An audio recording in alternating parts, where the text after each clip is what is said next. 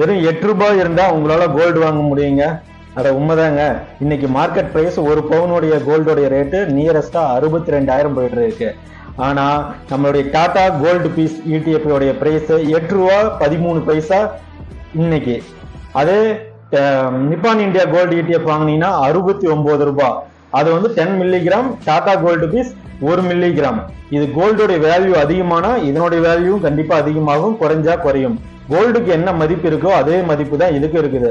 ஆனா நம்ம கோல்டை வந்து பாரா மாத்திக்க முடியாது.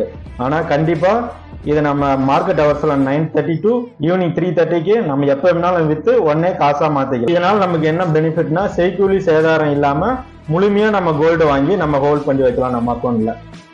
10 வருஷம் 15 வருஷம் 20 வருஷம் எப்படி வேணாலும் உங்களால ஹோல்ட் பண்ணி வைக்க முடியும். இதை உடனே வித்தாகணும் எந்த ஒரு கம்பல்சரியும் கிடையாது. அதே சாவரின் கோல்ட் பாண்ட்ல 8 இயர்ஸ்ல நீங்க அதை க்ளோஸ் பண்ணி ஆகணும்.